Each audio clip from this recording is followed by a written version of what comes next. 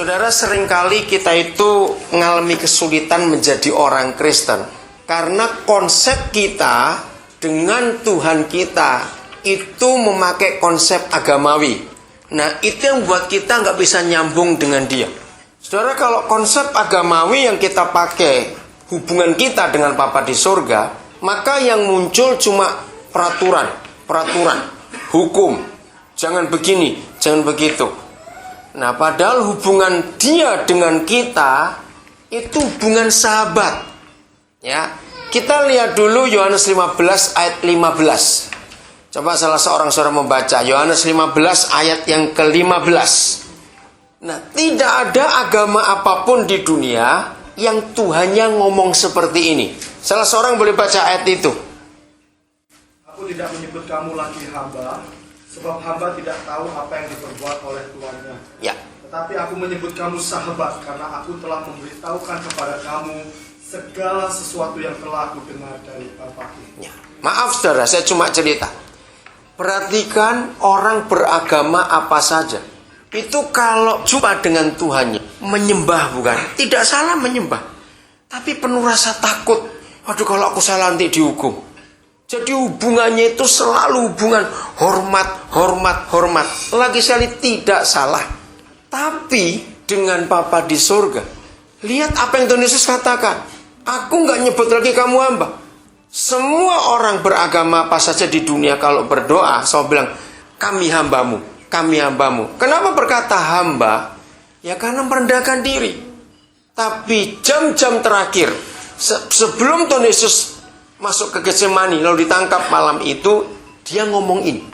Jadi the last hour sebelum dia berpisah dengan murid-muridnya, dia menyatakan, aku tidak menyebut lagi kamu hamba, tapi sahabat. Saya akan coba baca dari Amplified. Tadi barusan dapat Alkitab ini. Jadi saya akan coba lihat Amplified.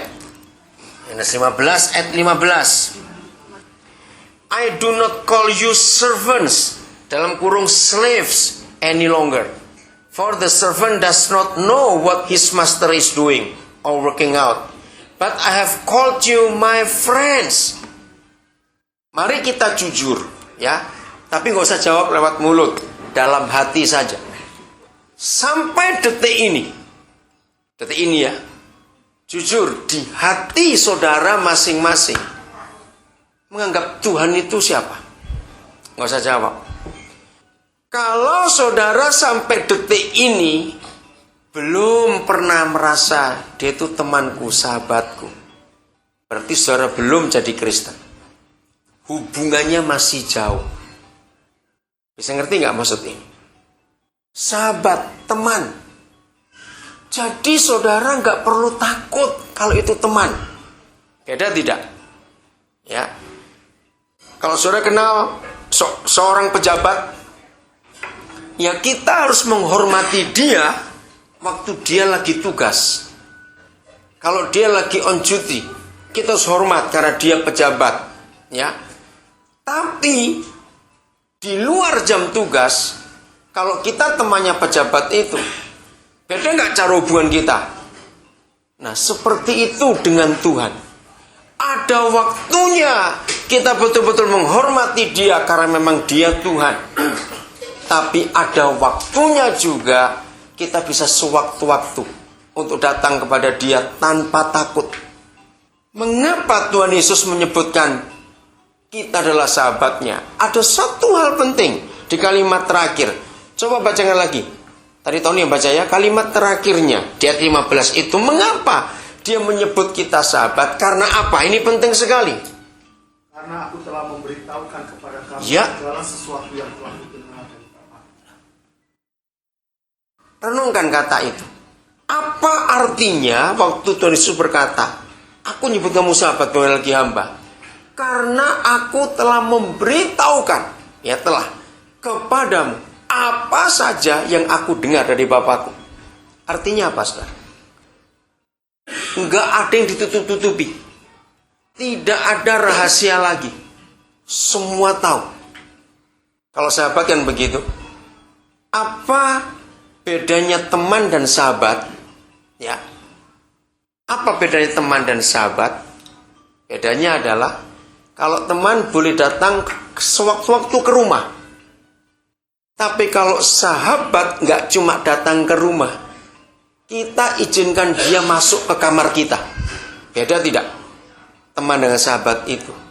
Nah, Papa di surga lewat Tuhan Yesus sudah memberitahukan kamar pribadinya. Itulah sahabat itu. Jadi sampai di sini kita belajar lagi, kekristenan kita sudahkah seakrab itu? Jadi akrab betul-betul. Maka dalam keakraban itu kita tidak lagi merasa jauh dari dia.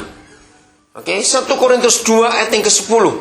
Kita akan cek lewat ayat ini bagaimana kekristenan kita. 1 Korintus 2 ayat yang ke-10. Ya, silakan dibaca. Ya. Karena kepada kita Allah telah menyatakannya oleh Roh. Sebab Roh menyelidiki segala sesuatu, bahkan hal-hal yang tersembunyi dalam diri Allah. Nah, perhatikan. Ketika Roh Kudus diberikan kepada kita, saudara, Roh Kudus itu punya fungsi yang hebat. Bahkan Roh itu membawa kita untuk menyelidiki hal-hal yang tersembunyi di dalam diri Tuhan. Coba renungkan itu. Menyelidiki hal-hal yang tersembunyi di dalam diri Tuhan. Saya akan coba baca dari Amplified. Yet to us God has unveiled and revealed them by and through His Spirit.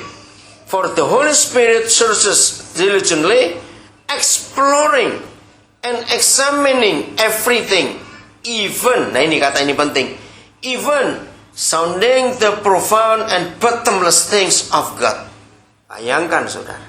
Nah, pertanyaannya lagi, selama kita jadi Kristen, sejauh mana, sedalam mana kita bisa dibawa Roh Kudus sampai tahu hal-hal yang tersembunyi dalam diri Tuhan. Ini yang Tuhan ingin dari kita sebagai orang-orang Kristen. Enggak sekedar ke gereja, enggak sekedar melayani, enggak cukup cuma dibaptis, tidak. Tapi Papa itu ingin kita itu menjadi sahabatnya. Dia enggak takut-takut menceritakan semua rahasia yang tersembunyi, loh saudara. Bottomless, kata itu bagus sekali. Yang paling dalam diri Papa kita. Maka itu kalau Kristen kita, maaf, ada istilah dalam bahasa Jawa, cuma ecek-ecek, tahu? Kalau kita main di sungai atau main di laut, ya cuma di pantai, paling air cuma 1 mata kaki saja. Tapi kalau orang itu bisa diving, beda nggak dengan yang ecek-ecek tadi? Maka yang bisa diving itu, wow, bisa melihat sampai ke dalam. Begitu bagusnya si garden itu tadi.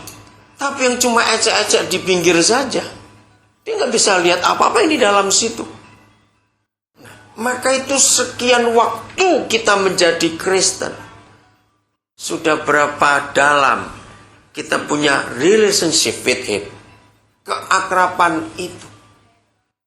Maka itu saudara, di dalam kekristenan tidak ada aturan, 2 hal. Aturan ibadah dan aturan sembahyang. Di dalam Kristen tidak ada.